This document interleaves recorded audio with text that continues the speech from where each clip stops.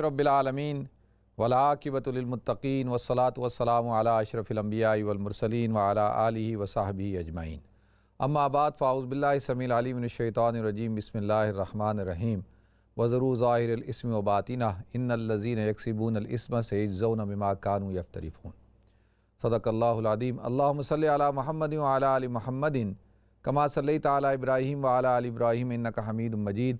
अल्लाहुम्मा बारिक अला मुहम्मदिन व अला आलि मुहम्मदिन कमा बारकता अला इब्राहीम व अला आलि इब्राहीम इन्नका हमीदुम मजीद। रब्बि इश्रह ली सदरी व यस्सिर ली अमरी वहलुल उक़दतम मिन लिसानी यफ़क़हू क़ौली। मोहतरम नाज़रीन किराम, बुज़ुर्गान दीन और मेरी अज़ीज़ माओ बहनों भाइयों, अस्सलामु अलैकुम व रहमतुल्लाहि व बरकातुहू। मैं आपका मेज़बान अब्दुल वहाब आपको प्रोग्राम गुफ्तगू के अंदर खुशामदीद करता हूँ। नाज़रीन, नया साल शुरू हो चुका है और अल्लाह ताला से मैं दुआ गो हूँ कि अल्लाह ताला हम सबको इस नए साल की बरक़ात अता फ़रमाए और इंशाअल्लाह अल्लाह ताला अपना फ़ज़ल फ़रमाएंगे और जो भी मसाइल हैं, जो इश्यूज़ हैं, ख़ास तौर पर ये कोरोना वायरस के हवाले से अल्लाह ताला इसमें भी ज़रूर रहम फ़रमाएंगे और इंशाअल्लाह आगे आने वाले दिन अल्लाह के फ़ज़ल व करम से अच्छे होंगे।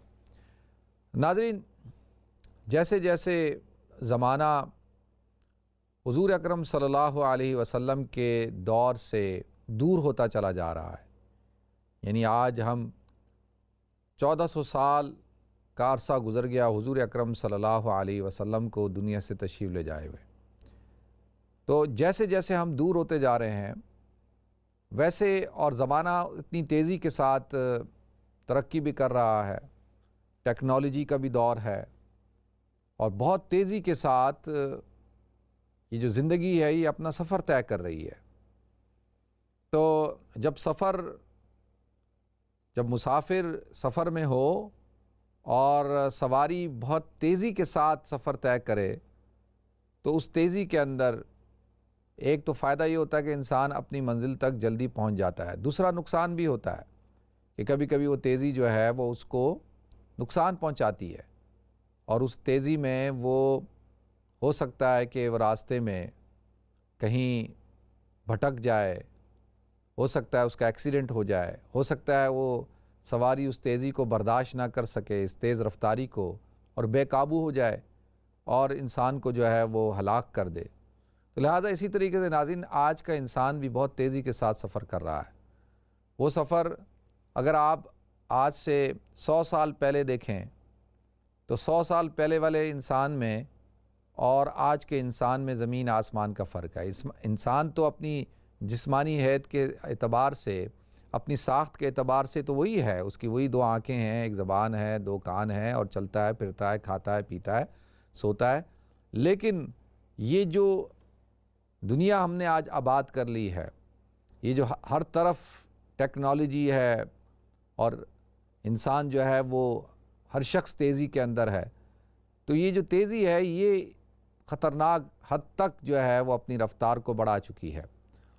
और जैसे जैसे हम हुज़ूर अकरम सल्लल्लाहु अलैहि वसल्लम के दौर से, आपके ज़माने से दूर होते जा रहे हैं, वैसे दुनियावी एतबार से तो आप देखें कि बड़ी तरक्की हो गई और माशाअल्लाह इंसान ने जो है वो काफ़ी इजादात कर ली हैं, उसके पास कई टेक्नोलॉजीज़ हैं।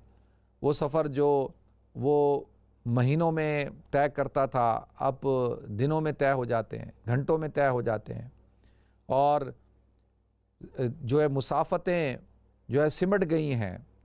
लिहाजा हर एतबार से आप देखें कि आज का इंसान जो है वो अगर बीमार होता है, उसका अगर ऑपरेशन करना पड़े तो उसका ऑपरेशन होता है, उसको पता भी नहीं चलता उसका ऑपरेशन हो गया है। और कुछ 100 साल पहले का इंसान जो है उसका जब अगर कोई कांटा भी निकाला जाता था तो उसको कई तकालीफ से गुज़रना पड़ता था। दांत का अगर दर्द होता था तो कई कई दिन तक उसके दांत का दर्द ख़त्म नहीं होता था और मुश्किलों का सामना करना पड़ता था। आज का इंसान जो है वो सर में दर्द होता है तो पैरासीटामोल खा लेता है और अगर कोई छोटा मोटा कोई ऑपरेशन करवाना है तो उसको लोकल लगा दिया जाता है और बेहोश कर दिया जाता है और बेहोशी में बड़े से बड़े ऑपरेशन को भी कर दिया जाता है तो उसको पता भी नहीं लगता। تو لہذا جیسے جیسے انسان جو ہے ناظرین یہ دور ہوتا جا رہا ہے، یعنی آسائشوں کے اعتبار سے تو بہت زیادہ وہ آگے نکل چکا ہے، یعنی آسائشیں ہیں، زندگی کے اندر راحت بہت ہے، گھر کے اندر آپ نلکا کھولتے ہیں پانی آ جاتا ہے، گھر کے اندر ہی جو ہے وہ آپ کے اٹیچ باتھ روم ہے، اسی طریقے سے جو ہے وہ چولہے بھی ماشاءاللہ بٹن دبائیں تو آگ جل جاتی ہے، پہلے تو آگ جلانا اور پھر تندور گرم کرنا، پھر اس میں روٹی پکانا، یہ سارے بڑے بڑے مراحل ہوتے تھے، پانی کا لانا، پانی کا استعمال کرنا۔ آج جو ہے وہ آپ اپنے شاور روم میں جاتے ہیں، باہر جو ہے وہ برف باری ہو رہی ہو لیکن آپ آرام سے گرم پانی سے جو ہے وہ بات لے لیتے ہیں، شاور لے لیتے ہیں۔ تو یہ ساری آسائشیں ہیں، راحتیں ہیں، گھروں کے اندر ہیٹنگ کا سسٹم ہے اور سینٹرلی ایئر کنڈیشن ہے، اگر اب گرمیاں ہیں تو ایئر کنڈیشن، سردیاں ہیں تو ہیٹنگ، یہ ساری دیکھیں انسان نے یہ ساری آسائشیں اپنے لیے جمع کی ہیں۔ اور انسان کیونکہ احسن تقویم پر پیدا ہوا ہے، انسان اشرف المخلوقات ہے، تو لہذا اس نے اپنی عقل کا استعمال کر کے اور جو اللہ تعالیٰ نے اس کو شعور دیا ہے اس شعور کا استعمال کر کے یہ آج یہاں تک پہنچا ہے۔ یعنی دنیاوی اعتبار سے تو آپ دیکھیں کہ ماشاءاللہ بہت زیادہ انسان نے ترقی کر لی۔ آج سے 200 سال پہلے، 300 سال پہلے تو تصور ہی نہیں تھا کہ ایک انسان 2 منزلوں اور 3 منزلوں سے آگے سوچتا۔ آج جو ہے وہ 100 منزلوں کی عمارتیں ہیں اور ان عمارتوں میں جو رہائش ہے اس رہائش تک پہنچنے کے لیے جو ہے لفٹیں ہیں۔ تو لہذا یہ تو ساری آپ کے سامنے آج کی دنیا نظر آ رہی ہے، اور اتنی ٹیکنالوجی کے باوجود بھی اللہ تعالیٰ نے اس دور میں ہمیں دکھا دیا کہ انسان کتنا مجبور بھی ہے، یعنی وہ قدرت کے آگے جو ہے وہ بے بس ہو جاتا ہے، وہ مجبور ہو جاتا ہے، اور اس کی بھی پھر جس وقت وہ بے بس اور مجبور ہوتا ہے تو اس سے زیادہ لاچار کوئی مخلوق دنیا میں نہیں ہوتی۔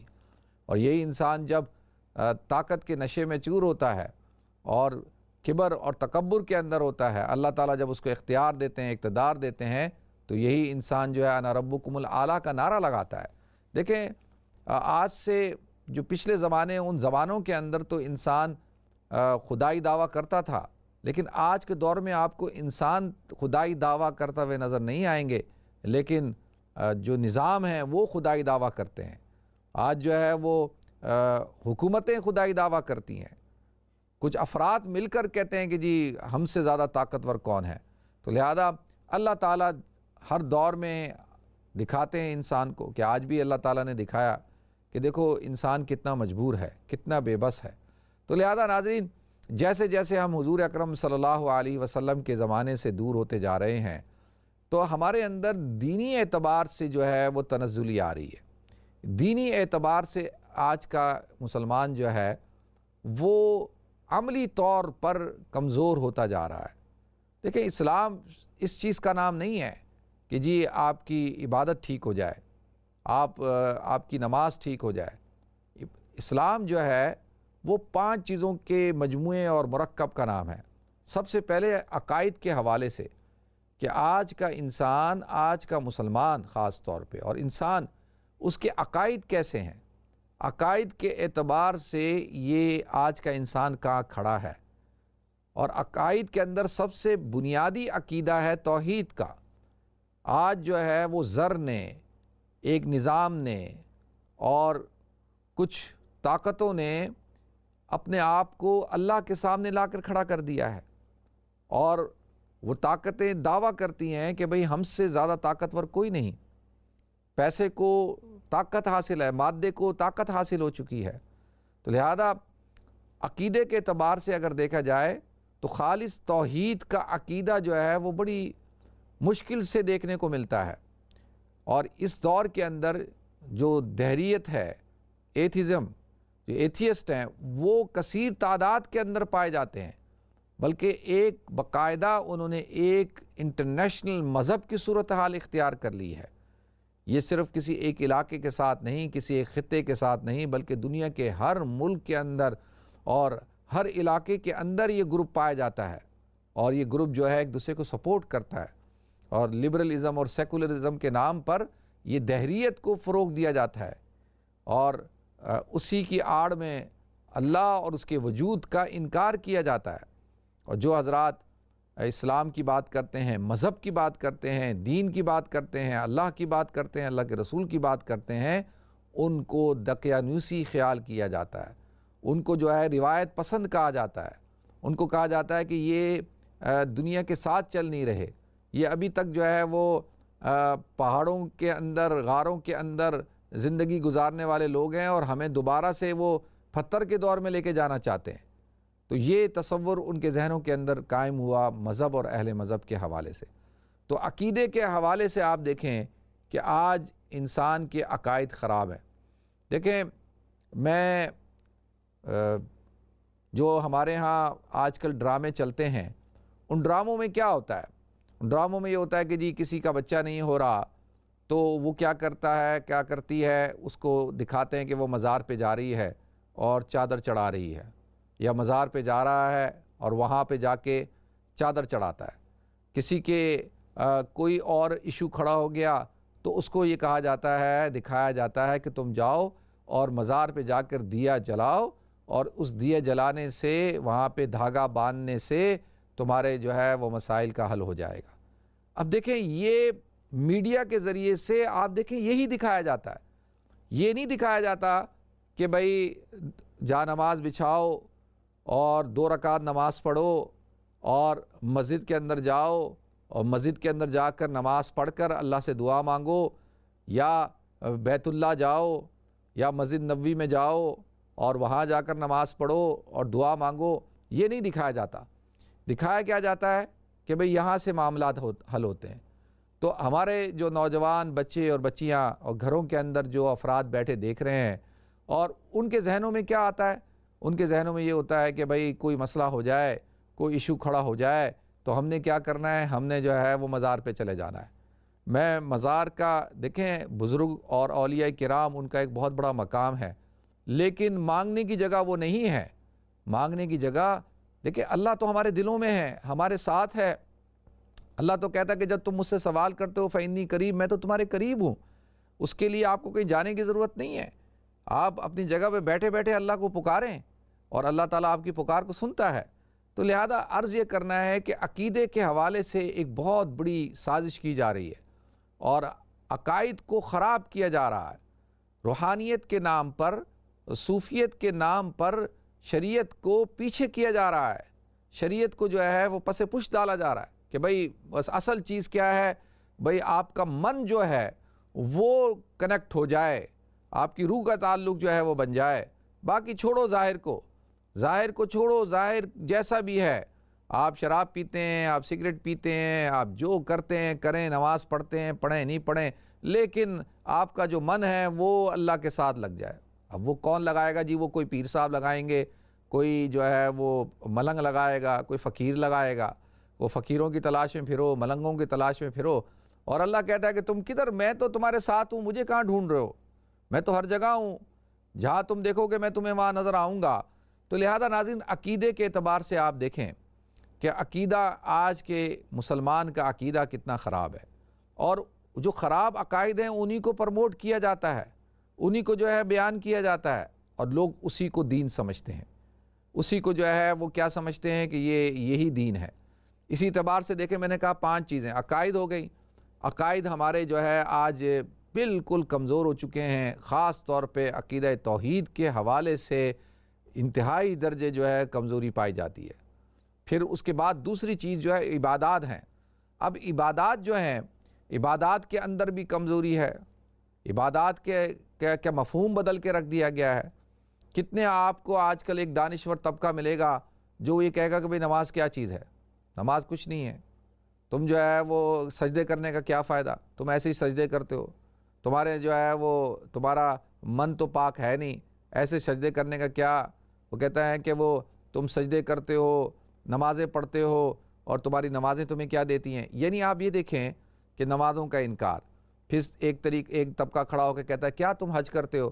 حج کرنے کا فائدہ کیا کہ غریب جو ہے وہ بھوکے مر رہے ہیں، اور جو ہے وہ دنیا کے اندر بھوک ہے، افلاس ہے، اور تم حج پہ حج کر رہے ہو۔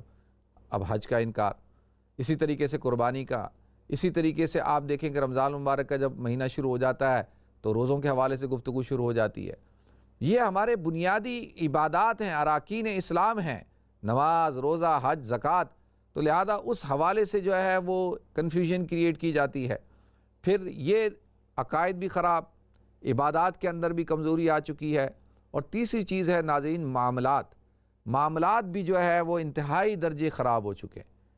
یعنی آپ دیکھیں کہ معاملہ چاہے افراد کا ہو، خاندانوں کا ہو، قوموں کا ہو، ہر قسم کے معاملے کے اندر کمزوری پائی جاتی ہے. آج ایک مسلمان دوسرے مسلمان سے معاملہ کرتے ہوئے ڈرتا ہے. اس کو یہ خوف ہوتا ہے کہ یہ میرے ساتھ دھوکہ کرے گا، مجھے چیٹ کرے گا، میرے ساتھ جو ہے فراڈ کرے گا، اور دوسروں کی مال پر نظر، جائیداد پہ نظر، زمین پہ نظر. اور آپ دیکھیں ہمارے ہاں مسلمانوں کے ہاں کیا کانسیپٹ ہے. ایک دوست ہمارا کہتا ہے کہ میں جو ہے وہ سکھوں کے ساتھ کاروبار کرتا ہوں، یہودیوں کے ساتھ کرتا ہوں، لیکن مسلمانوں کے ساتھ نہیں کرتا. تو میں نے اس کو کہا کہ بڑی اچھی بات کی آپ نے، آپ خود مسلمان ہیں، اور آپ کیا آپ نے یہ طے کیا ہوا ہے کہ آپ ایماندار ہیں؟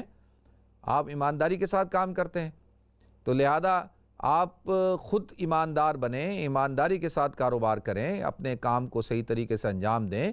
تو یہ بڑا آسان ہے کہ جی ہم، اس کا مطلب یہ ہے کہ دوسروں پہ ہم انگلی اٹھاتے ہیں، ہم خود ٹھیک ہونے کو تیار نہیں ہیں.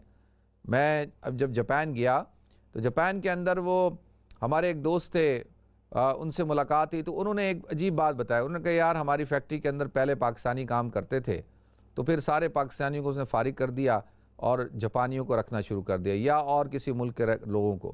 تو کہتا ہے میں نے ان سے پوچھا کہ یار کیوں ایسا، تم کیوں کر رہے ہو، پاکستانیوں کو کیوں نکالا؟ اس نے کہا یار تم جو پاکستانی ہو، اور خاص طور پر جو تم مسلمان ہو، تمہارے ساتھ بڑے مسائل ہیں.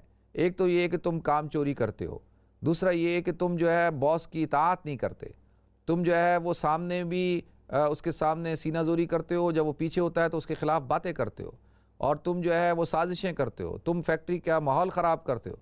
اب وہ جاپانی نے پوری ایک چارج شیٹ پیش کر دی.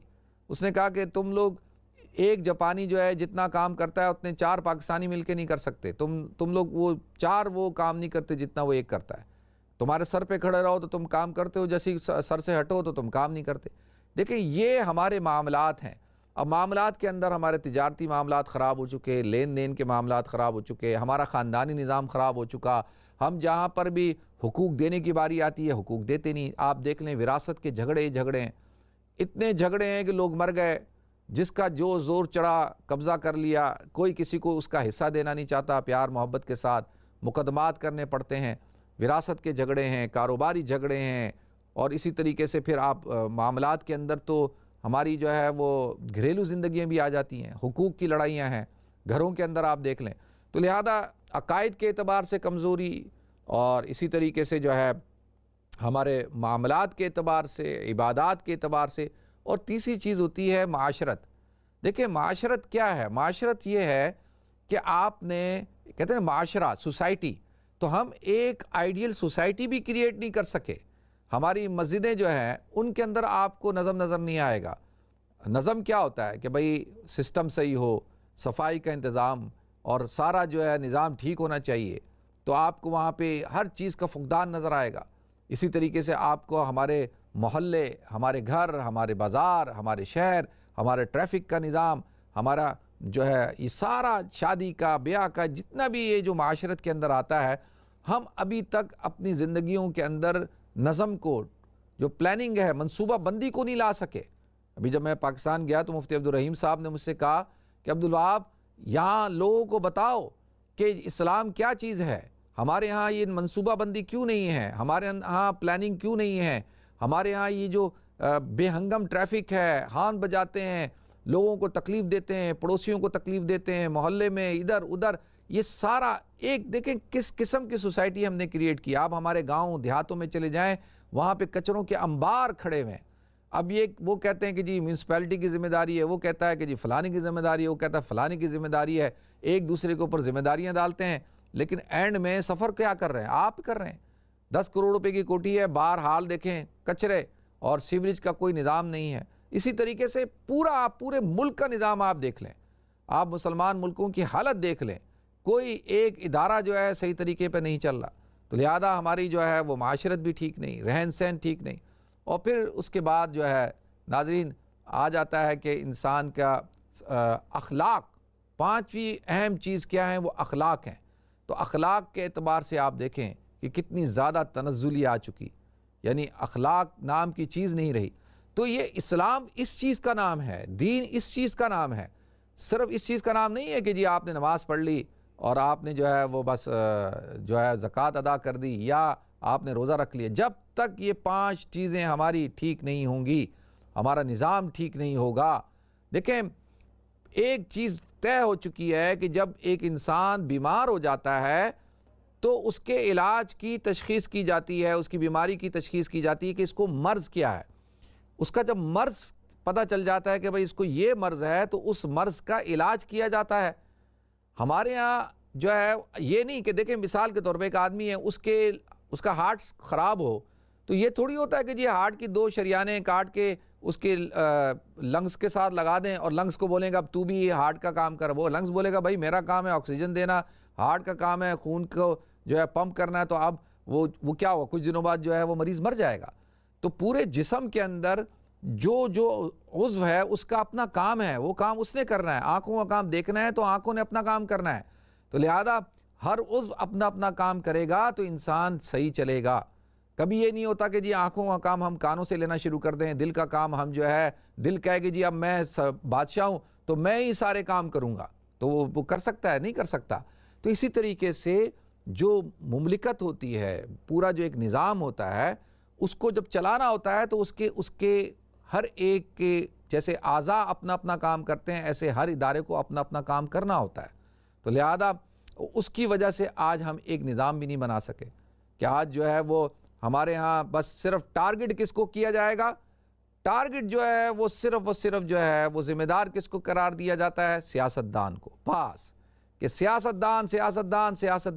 دیکھیں دل کتنا ہی کمزور کیوں نہ ہو جائے لیکن دل ہی سے کام چلانا پڑے گا۔ آنکھیں کتنی ہی کمزور ہو جائیں، آنکھوں کا ہی کام ہے دیکھنا، اگر اس کا بیمار ہو گئی ہیں ان کا علاج کرو، ان کو ٹھیک کرو، نہ کہ یہ کہ آنکھیں نکال دو اور کان لگا دو، ایسا نہیں ہوگا۔ تو لہذا یہ بات آج ہمیں سمجھنے کی ضرورت ہے کہ آج ہم مسلمان کوئی ایک نظام، کوئی ایک جو ملک ہے، کوئی ایک حکومت، کوئی ایک کنٹری جو ہے وہ دنیا کو سامنے مثال کے طور پہ پیش نہیں کر سکتے کہ دیکھو یہ ملک ہے، یہ علاقہ ہے جہاں پر جو ہے وہ پورا آپ کو اسلام نظر آئے گا۔ اور اسلام یہ جو میں نے آپ کو کہا نا، عبادات کے اعتبار سے، عقائد کے اعتبار سے، معاملت کے اعتبار سے، معاملات کے اعتبار سے، معاشرت کے اعتبار سے اور اخلاقیات کے اعتبار سے، تو یہ پانچ چیزیں جب تک نہیں ہوں گی جب تک ہم مسلمان نہیں ہو سکتے۔ میں بہت اچھا نمازی ہوں لیکن اگر میرے اخلاق اچھے نہیں ہیں تو میں اچھا مسلمان نہیں ہوں، یہ بات ہمیں لکھ لینی چاہیے۔ میں بہت اچھا ماشاءاللہ زکوٰۃ دیتا ہوں لیکن میرے گھر کے معاملات ٹھیک نہیں ہیں، میں ایک اچھا شوہر نہیں ہوں، اچھا والد نہیں ہوں، اچھا بیٹا نہیں ہوں، تو میں ایک اچھا مسلمان، اچھا انسان نہیں ہوں۔ یہ بات ہمیں ذہن میں رکھنی ہے۔ ہم سب کتنے اچھے ہیں لیکن ہمارے ملک کا نظام اگر ٹھیک نہیں ہے اور اس کے اندر سارا سسٹم صحیح کام نہیں کرتا تو پھر ہم اچھے شہری نہیں ہیں۔ ہر طبقہ فکر، چاہے وہ فوجی ہو، جج ہو، بیوروکریٹ ہو، چاہے وہ جرنلسٹ ہو، چاہے وہ سیاستدان ہو۔ تو لہذا ناظرین آج اسلام کے مفہوم کو سمجھنا ہوگا، اور حضور نے فرمایا نا کہ میری امت میں ایک دور ایسا آ جائے گا کہ اسلام پہ چلنا ایسا ہوگا جیسے ہاتھ پہ انگارہ رکھنا، جیسے انگارہ آپ ہاتھ میں نہیں رکھ سکتے نا، برداشت نہیں کر سکتے، اسی طرح سے اسلام برداشت نہیں ہوگا، اور اس کے یہی آج کی صورتحال ہے۔ تو لہذا اللہ تعالیٰ مجھے، آپ کو، ہم سب کو اچھا مسلمان بننے کی، اچھا انسان بننے کی اور پورے کے پورے دین پر عمل کرنے کی توفیق عطا فرمائے۔ وآخر دعوانا الحمدللہ رب العالمین۔ ناظرین ہمیں بریک کی طرف جانا ہے، انشاءاللہ بریک کے بعد حاضر ہوتے ہیں۔ السلام علیکم ورحمۃ اللہ وبرکاتہ۔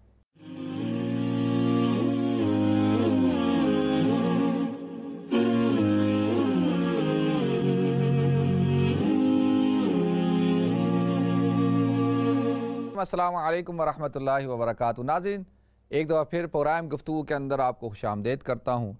ناظرین ایک شخص ایک اللہ والے کے پاس گیا اور اس کے پاس جا کر بیٹھ گیا اور اس نے سوالات کرنا، پوچھنا شروع کر دیے، سوالات شروع کر دیے، اور اس نے کہا کہ جی میں چاہتا ہوں کہ فلاں جگہ میری شادی ہو جائے اور فلاں جو جاب ہے وہ مجھے مل جائے، فلاں علاقے کے اندر میں گھر خرید لوں اور فلاں گاڑی میرے پاس ہو اور میں فلاں فلاں ملک چلا جاؤں.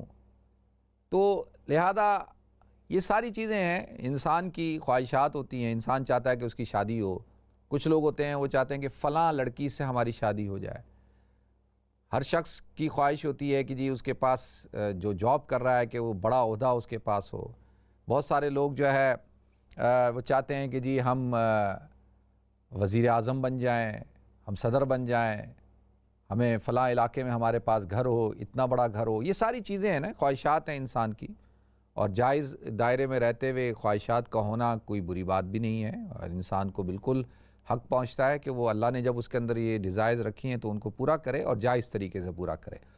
تو وہ ان اللہ والوں کے پاس بیٹھ کے، اکثر آپ نے دیکھا ہوگا نا، لوگ باباؤں کی تلاش میں ہوتے ہیں، لوگوں کو ڈھونڈ رہے ہوتے ہیں، پوچھتے ہیں کہ یار یہ ہو جائے گا، یہ ہو جائے گا.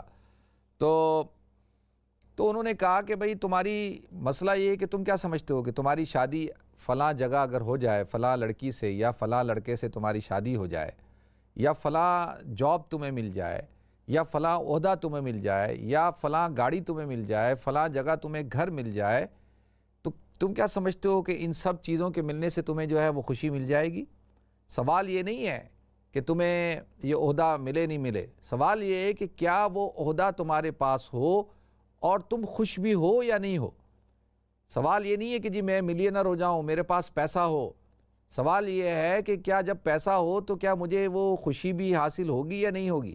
دیکھیں، خوشی ایک الگ چیز ہے، اور یہ جو چیزیں ہیں نا، عہدہ، مال، دولت، شادی، فلاں چیز، یہ سب دوسری چیز ہیں. خوشی ایک الگ چیز ہے. دیکھیں، ایک انسان جو ہے اس کے پاس 1 ملین پاؤنڈ ہو اور وہ 1 ملین پاؤنڈ ہونے کے باوجود جو ہے وہ خوش نہیں ہے، اور ایک شخص ہے اس کے پاس 100 پاؤنڈ ہے اور ان 100 پاؤنڈوں میں وہ خوش ہے.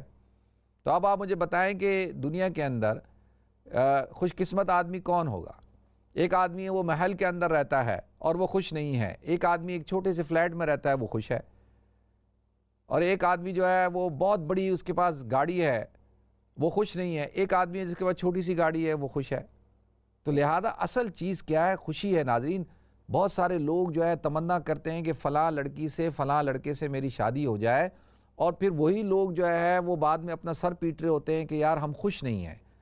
دونوں جو ہے ماشاءاللہ خوبصورت ہیں، پڑھے لکھے ہیں، سب کچھ ہے، اور محبت کی شادی کی ہے، خاندان سے لڑکے کی ہے، لیکن کچھ ہی عرصے بعد جو ہے وہ طلاق ہو رہی ہے، لڑائی جھگڑا ہے، اور آپس میں خوش نہیں ہے. بظاہر ایک آدمی دیکھتا ہے کہ یار ماشاءاللہ خوبصورت ہیں، پیسہ ہے، ہر چیز ہے، جوانی ہے، ہر چیز ہے، لیکن یہ خوش کیوں نہیں ہے؟ تو سوال یہ ہے کہ خوشی ایک الگ چیز ہے. تو لہذا ناظرین، خوشی کو تلاش کریں. خوشی جو ہے نہ بڑے گھر کے اندر ہے، نہ زیادہ پیسے کے اندر ہے، نہ زیادہ آسائشوں کے اندر ہے. خوشی آپ کے ارد گرد ہے، آپ کے اندر ہے. تو جو چیز اللہ نے آپ کو دی ہے، اللہ نے جو آپ کے لیے فیصلہ کیا ہے، جو کچھ آپ کے پاس ہے، اس پر اللہ کی رضا پہ راضی ہوں، ان نعمتوں کا شکر ادا کریں، اور اس سے آپ خوش ہوں گے انشاءاللہ. اور وہ خوشی آپ کو ملے گی کہ آپ تصور نہیں کر سکتے. تو لہذا خوشی کو تلاش کریں، اور خوشی چیزوں کے اندر نہیں ہے. خوشی کپڑوں میں، خوشی پیسوں میں، خوشی بنگلوں میں، ان چیزوں میں نہیں ہے. اور خوشی جو ہے وہ انسان کے اپنے اندر ہے. اگر انسان 100 پاؤنڈ میں خوش نہیں ہے تو وہی انسان 1 لاکھ پاؤنڈ بھی مل جائے تو وہ خوش نہیں ہوتا. وہ کہتا ہے 1 لاکھ نہیں، اب 2 لاکھ چاہیے، پھر 2 لاکھ نہیں 3 لاکھ چاہیے. تو وہ خوش کبھی بھی نہیں ہوتا، کیونکہ حوث اور حرص جو ہے وہ انسان کی کبھی بھی ختم نہیں ہوتی ہے. تو اس کے اوپر آپ کو شکر اور صبر کا بند باندھنا ہوتا ہے. تو جب آپ شکر اور صبر کا بند باندھ لیتے ہیں تو پھر آپ ہر چیز سے خوش بھی ہوتے ہیں اور اس کو انجوائے بھی کرتے ہیں. تو اللہ تعالیٰ مجھے بھی توفیق دے جی، آپ حضرات کو بھی توفیق دے. اور یہی اسلام کا فلسفہ بھی ہے، یہی حضور اکرم صلی اللہ علیہ وسلم کی تعلیمات ہیں. اللہ کے رسول صلی اللہ علیہ وسلم نے ہمیں یہی درس دیا ہے، صحابہ کرام نے، اولیاء کرام نے یہی ہمیں درس دیا ہے. اللہ تعالیٰ ہم سب کو عمل کرنے کی توفیق عطا فرمائے. تو دیکھتے ہیں ہمارے ساتھ کالر کون ہے. السلام علیکم. وعلیکم السلام. جی کیا حال ہے؟ ٹھیک ہے مفتی صاحب؟ الحمدللہ میں ٹھیک ہوں، اللہ کرم، شکر اللہ کا. جی، جو جمعرات کو آپ نے یہ آیتیں بتائی تھی، بقرہ کی آیت، توبہ کی، فتح کی آیتیں جو آپ نے بتائی تھی، وہ کس مقصد کے لیے بتائی تھی آپ نے؟ سکون کے لیے، بے چینی کو دور کرنے کے لیے. کرنے کے لیے؟ بے چینی کو، اسٹریس کو، ڈپریشن کو اور خوف کو، ان سب چیزوں کو دور کرنے کے لیے۔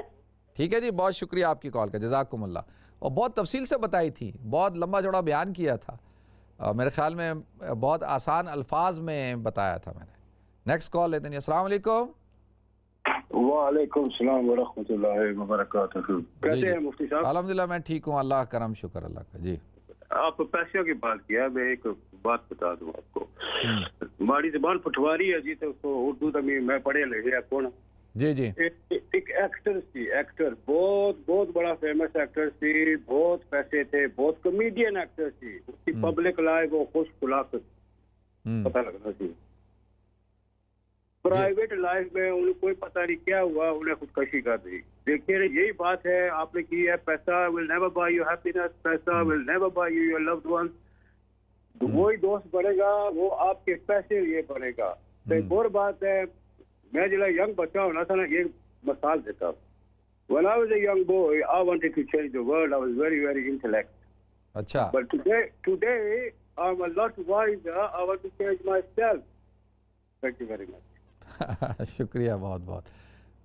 اچھا دیکھیں، بات یہ ہے کہ اللہ تعالی ہم سب کو دین کی سمجھ عطا فرمائے۔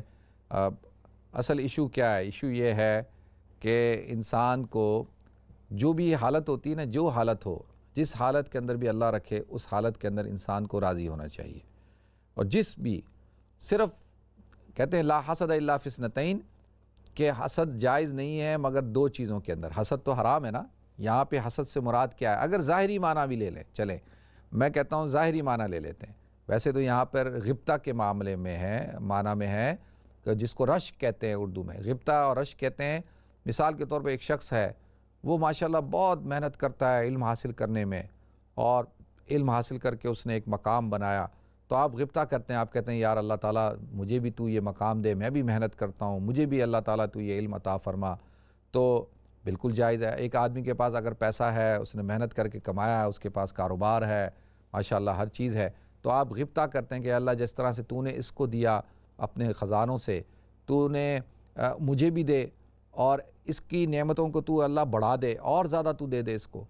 تو یہ اس کو کہتے ہیں غبطہ۔ حسد کیا ہوتی ہے کہ آپ کسی کے پاس کوئی چیز نعمت دیکھتے ہیں، مثال کے طور دولت دیکھ لی، اولاد دیکھی، گھر دیکھ لیا، گاڑی، کوئی کاروبار، کوئی چیز ایسی دیکھی ہے، اور آپ اس سے آپ کو جیلسی ہو گئی، حسد شروع ہو گیا، آپ جو ہے وہ اس سے نفرت کرنے لگ گئے، اور ہر وقت اسی خواہش رہتی ہے کہ بھئی اس کو نقصان ہو، یہ پریشان ہو، یہ اس کو تکلیف پہنچے۔ جب اس کو تکلیف پہنچتی ہے تو آپ کو خوشی ملتی ہے، آپ کو راحت ملتی ہے، آپ کہتے ہیں یہ نعمت مجھے ملے نہ ملے، اس کے پاس نہ ہو، یہ چیز اس کے پاس نہیں ہونی چاہیے، یہ تباہ و برباد ہو، اور تو یہ اس کو کہتے ہیں حسد۔ تو یہ اسلام کے اندر حرام ہے، اور شرعی طور پر اس کی اجازت نہیں ہے۔ باقی اس لیے تو اللہ کے رسول صلی اللہ علیہ وسلم نے ارشاد فرمایا ایاکم والحسد، کہ تم پر لازم ہے کہ تم حسد سے بچو، ان الحسد یاکل الحسنات، کہ حسد جو ہے وہ نیکیوں کو کھا جاتا ہے، کما تاکل النار والحطب، کہ جیسے جو نار ہے وہ حشب کو، لکڑیوں کو کھا جاتی ہے، تو جیسے آگ جو ہے لکڑیوں کو جلا کر بھسم کر دیتی ہے، تو اسی طریقے سے حسد جو ہے وہ نیکیوں کو تباہ و برباد کر دیتا ہے۔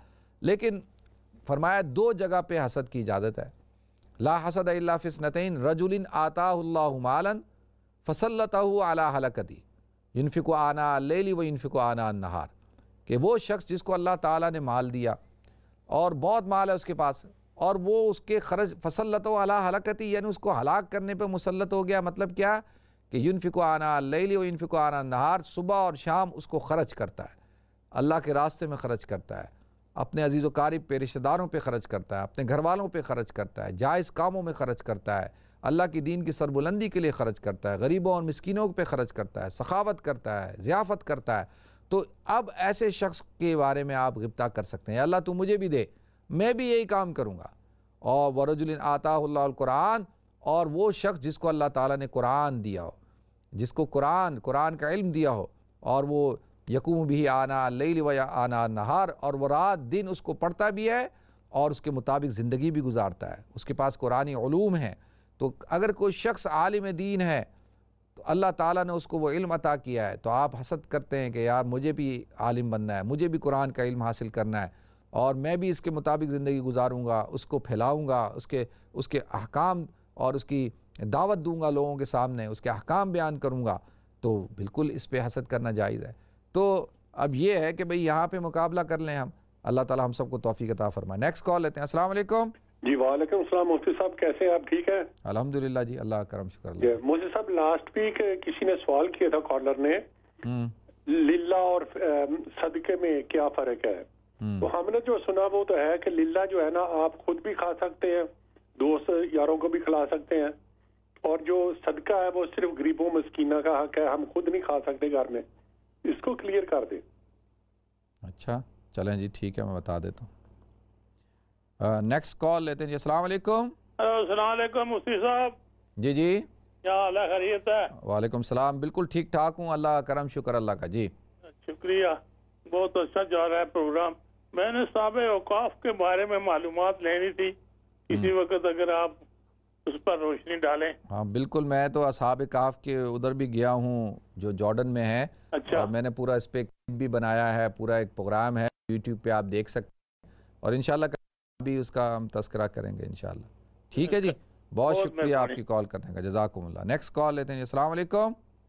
وعلیکم السلام مفتی صاحب، کیا حال ہے؟ ٹھیک ہو؟ الحمدللہ، اللہ کا کرم شکر اللہ کا۔ جی اچھا مفتی صاحب، میں ریگولر ڈونیشن دا تساں پر میں تساں آڈ لائن پر جڑا پھر تساں عمرہ چاٹی ہے اسے میں فون کرنا بندہ چاہنا کوئی نہیں تو نہیں، وہ تو صرف آفس ٹائمنگ میں ہی کوئی اٹھائے گا، کیونکہ آج کل نہیں دن میں فون کرتا ہوں، دن میں کوئی نہیں اٹھاتا۔ نہیں میں خود وہاں پہ ہوتا ہوں، 11 بجے سے 3 بجے تک ہوتا ہوں میں، 11 سے 3 کل، ہاں 11 سے 3 تو میں وہاں ہوتا ہوں، یعنی سنڈے والے دن تو آج کل ویسے ہی چھٹیاں چل رہی ہیں اور کرونا چل رہا ہے، اس وجہ سے تھوڑا سا ہے، ویسے یعنی منڈے ٹو تھرسڈے تو میں ہوتا ہوں وہاں پہ، اور ہمارے والنٹیئر بھی ہوتے ہیں۔ ٹھیک ہے جی، بہت شکریہ آپ کی کال کا، جزاکم اللہ۔ نیکسٹ کال لیتے ہیں جی۔ السلام علیکم۔ ہیلو، السلام علیکم بھائی، کیسے ہیں آپ؟ الحمدللہ میں ٹھیک ہوں، اللہ کا کرم شکر اللہ کا۔ جی شکر ہے، ماشاءاللہ سے بہت شاندار پروگرام ہے، بڑے اہتمام سے دیکھتے ہیں، اللہ پاک ہمارے دلوں پہ اثر کرے، آمین۔ تو ایک تو میں نے پوچھنا تھا، یہ مسجد اقصیٰ کی تعمیر کب ہوئی تھی اور سب سے پہلے کس نے کی تھی؟ اور حضرت سلیمان علیہ السلام نے کی تھی تو اس سے پہلے بھی کوئی مسجد کے آثار تھے؟ اور یہ قبلہ کب اور کس نے کیا تھا کہ یہ مسجد اقصیٰ قبلہ بنے گی؟ تھوڑی سی یہ معلومات چاہیے تھی، تھینک یو سو مچ۔ اور ایک اور بات پوچھنا یہ چاہ رہی تھی کہ حضرت موسیٰ علیہ السلام نے جب فرعون کو شکست دی تو یہ جو فرعون تھا یہ حضرت یوسف علیہ السلام سے پہلے بھی بادشاہ تھے یا ان کے بعد بنے؟ چلے ٹھیک ہے، میں بتاتا ہوں۔ ٹھیک ہے جی، نیکسٹ کال لیتے ہیں۔ السلام علیکم۔ السلام علیکم۔ وعلیکم السلام رحمۃ اللہ وبرکاتہ۔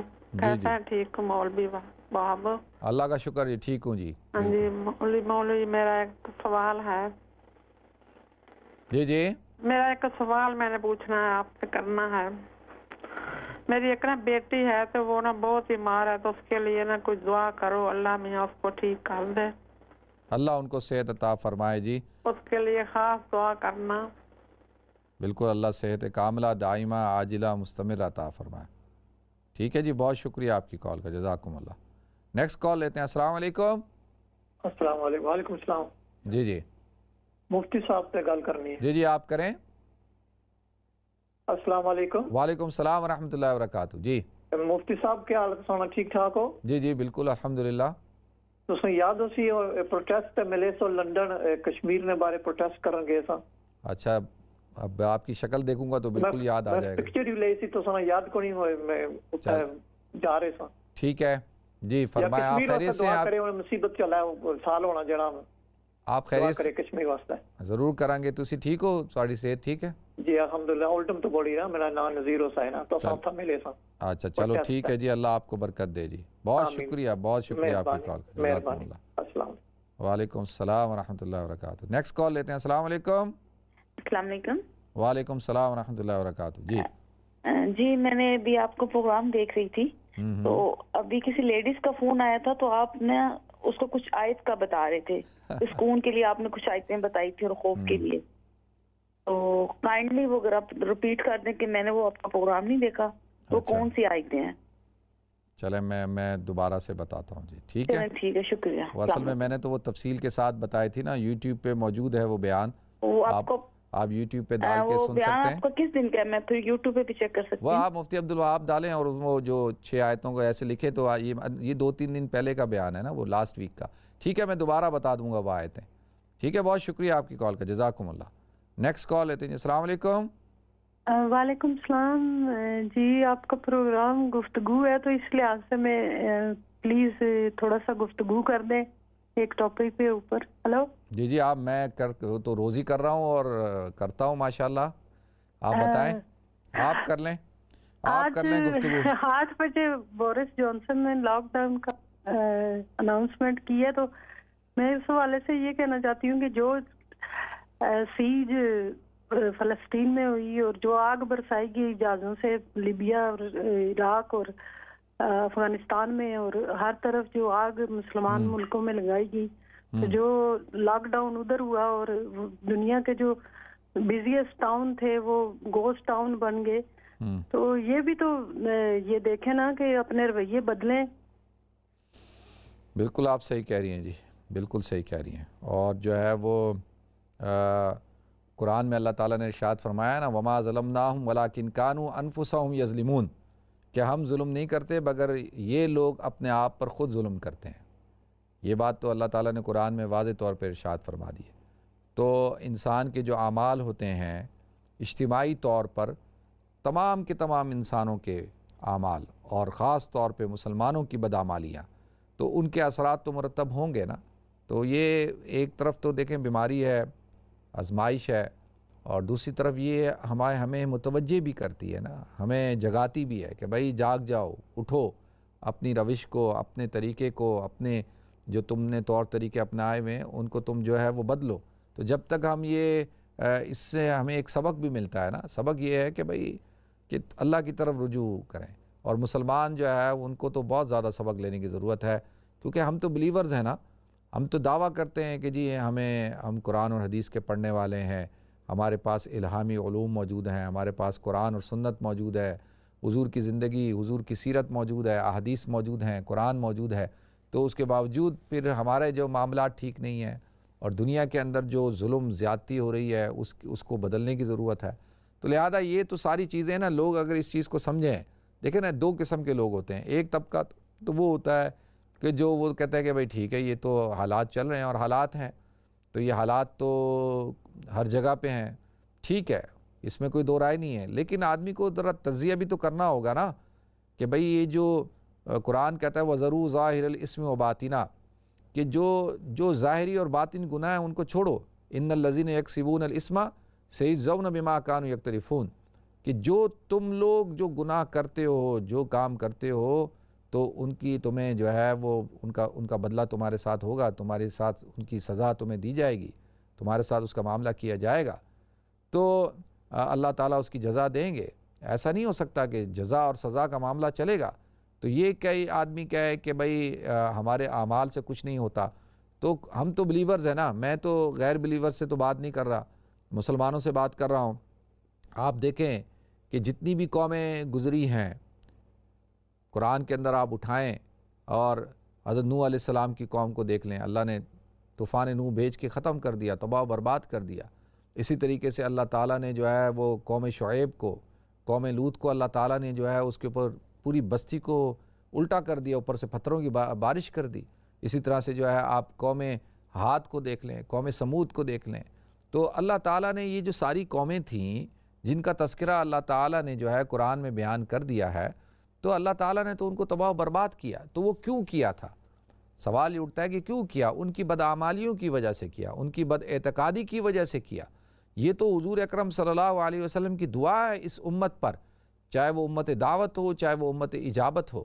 دیکھیں مسجد اجابہ ایک موجود ہے نا، تو وہ اس کو مسجد اجابہ کیوں کہتے ہیں؟ کیونکہ وہاں پہ حضور اکرم صلی اللہ علیہ وسلم کی اللہ تعالیٰ نے دعا قبول فرمائی تھی۔ تو یہ دعا بھی اللہ نے قبول فرمائی کہ یہ قوم جو ہے وہ کسی ایسے، یہ امت جو ہے، چاہے وہ امت دعوت اور امت اجابت سے مراد کیا ہے، امت اجابت تو مسلمان، امت دعوت جو غیر مسلم ہے، کہ یہ کسی ایسی آسمانی اور کسی ایسی آفت کا شکار نہیں ہوں گے کہ جس سے یہ پورے کے پورے ختم ہو جائیں. ایسا نہیں ہوگا. یہ اللہ تعالیٰ نے حضور کی اس دعا کو قبول فرمایا کہ ایسا نہیں ہوگا جیسے قوم نوح ختم ہو گئی، قوم شعیب، قوم عاد، قوم سمود. ایسا نہیں ہوگا کہ اللہ تعالیٰ سارے کے سارے انسانوں کو ختم کر دیں گے، کیونکہ حضور کی دعا ہے، اللہ تعالیٰ نے اس دعا کو قبول فرمایا ہے. تو لہذا لیکن چھوٹے چھوٹے جھٹکے ضرور ملیں گے. اب یہ جو جھٹکا ہے یہ کسی ایک ملک کے ساتھ، کسی ایک خطے کے ساتھ، کسی ایک علاقے کے ساتھ نہیں ہے. اب ہر فرد اپنے ذاتی اعتبار سے، اسی طرح سے ہر خاندان، ہر قبیلہ، ہر قوم، اور ہر قوم جو ہے، ہر حکومت، ہر ملک سوچے کہ بھئی کیا ایسے معاملات ہیں جو صحیح نہیں ہیں، ان کو ٹھیک کرنے کی ضرورت ہے. تو اللہ تعالیٰ ہمیں بھی توفیق دے جی، آپ کو بھی توفیق دے. بالکل آپ صحیح کہہ رہی ہیں.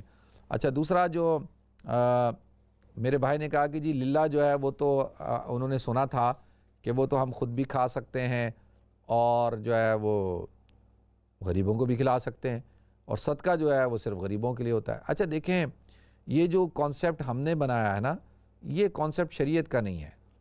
شریعت کے اندر جو ہے وہ زکوٰۃ اور صدقات کا کانسیپٹ ہے. اور زکوٰۃ کیا ہے وہ تو آپ کو پتہ ہے کہ وہ آدمی خود تو نہیں کھا سکتا، وہ غربا، مساکین اور وہ جو مستحق ہیں ان کا. اور صدقہ جو ہے وہ بھی غربا اور مساکین کا ہے، اور اس کے اندر تھوڑا سا اور وسعت آ جاتی ہے. اور زکوٰۃ تو لازمی ہے نا، آپ نے دینی ہی دینی ہے. لیکن صدقہ جو ہے آپ کسی وقت بھی دے سکتے ہیں، تھوڑا بھی دے سکتے ہیں، زیادہ بھی دے سکتے ہیں، اور اس کے لیے آپ کو صاحب نصاب ہونا بھی ضروری نہیں ہے. اگر تھوڑے سے پیسے ہیں تو آپ تھوڑے سے پیسوں میں بھی، آپ اگرچہ آپ پہ زکوٰۃ فرض نہیں ہے، لیکن اگر آپ صدقہ دینا چاہتے ہیں تو آپ صدقہ دے سکتے ہیں. لیکن زکوٰۃ کا نصاب ڈیفرنٹ ہے، صدقے کا نصاب نہیں ہوتا. ایک غریب آدمی بھی صدقہ دے سکتا ہے، چاہے وہ تھوڑا سا کیوں نہ ہو. تو وَلَوْ كَانَ بِشَقِّ تَمْرٍ، حضور نے فرمایا نا کہ اپنے آپ کو جہنم کی آگ سے بچاؤ، اگرچہ ایک کھجور کے ٹکڑے سے ہو. تو کھجور نہیں، پورا کھجور نہیں، کھجور کا ٹکڑا کہا ہے. تو کھجور کا ٹکڑا تو غریب سے غریب آدمی بھی دے سکتا ہے نا. تو لہذا یہ صدقہ اور زکوٰۃ ہے. للہ کا مطلب بھی یہی ہے کہ اللہ کے لیے دیا ہے. جو چیز اللہ، ویسے تو ساری چیزیں اللہ کے لیے ہیں، وَلِلَّهِ مَا فِي السَّمَاوَاتِ وَمَا فِي الْأَرْضِ، جو کچھ آسمانوں میں زمین میں وہ اللہ ہی کے لیے ہے. تو وہ جب آپ کہتے ہیں للہ ہے، تو للہ کے اندر بھی یہی ہوتا ہے کہ وہ صدقات نافلہ کے ضمن میں ہی آتا ہے. ٹھیک ہے، تو یہ پھر وہ صدقہ تو نہیں ہوگا نا، آپ خود بھی کھا رہے ہیں، رشتہ داروں کو بھی کھلا رہے ہیں، غریبوں کو بھی کھلا رہے ہیں. ٹھیک ہے، آپ کو ثواب ملے گا کھانا کھلانے کا، اور دعوت کا ثواب ملے گا. ٹھیک ہے جی. دوسرا اصحاب کہف کے حوالے سے میں نے بیان کیا، وہ پورا ایک بیان ہے، انشاءاللہ اس پہ پھر دوبارہ سے کبھی کر لیں گے. تو یہ چند نوجوان تھے جو اپنے ایمان اور اپنے عقیدے کو بچانے کے لیے نکلے تھے، اور اللہ تعالیٰ نے ان کو غار میں سلا دیا تھا، اور سورہ کہف کے اندر یہ پورا واقعہ موجود ہے. ٹھیک ہے جی، میں بیان بھی کر چکا ہوں، یوٹیوب پہ بھی میرا یہ بیان موجود ہے. دوسرا جو ہے وہ مسجد اقصیٰ کے حوالے سے میری بہن نے سوال پوچھا تھا کہ جی مسجد اقصیٰ کی تعمیر کب ہوئی.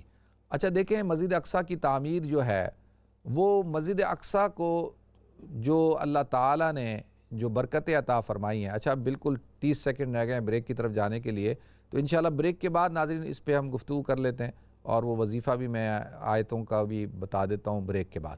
السلام علیکم ورحمۃ اللہ وبرکاتہ.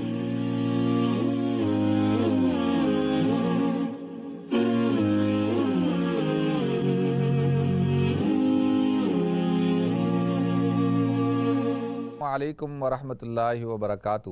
ناظرین، آپ کو ایک دفعہ پھر پروگرام گفتگو کے اندر خوش آمدید کرتا ہوں. میری بہن نے سوال پوچھا تھا کہ بھئی مسجد اقصیٰ کے حوالے سے کہ مسجد اقصیٰ کی تعمیر کس نے کی.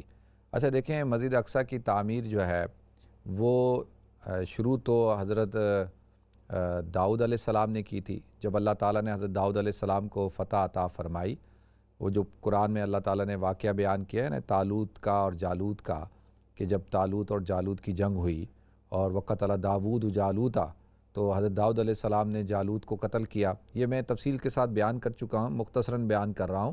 تو پھر طالوت نے یہ اعلان کیا تھا کہ جو بھی جالوت کو قتل کرے گا میں اس سے اپنی بیٹی کا نکاح کروں گا اور اس کو اپنی آدھی سلطنت دوں گا. تو لہذا حضرت داؤد علیہ السلام نے اس کو قتل کر دیا. تو اب بیٹی سے نکاح بھی ہو گیا، آگے آدھی سلطنت بھی مل گئی. اور پھر کچھ ہی سالوں بعد جو ہے طالوت کا انتقال ہو گیا. تو اللہ تعالیٰ نے اس طرح سے حضرت داؤد علیہ السلام کو جو ہے وہ حکومت عطا فرمائی بنی اسرائیل کی۔ اب حضرت داؤد علیہ السلام جب اللہ تعالیٰ نے ان کو حکومت دے دی، وہ اللہ کے نبی بھی تھے اور وہ حاکم وقت بھی تھے، بادشاہ بھی تھے، تو انہوں نے کہا کہ بھئی مجھے ایک ہیکل بنانا چاہیے، ایک ایسا معبد بنانا چاہیے، ایک ایسی مسجد بنانی چاہیے کہ جس کے اندر جو ہے وہ عبادت ہو، اور لہذا انہوں نے پھر یہ ارادہ کیا اور اس کو مسجد اقصیٰ کی تعمیر شروع کروائی۔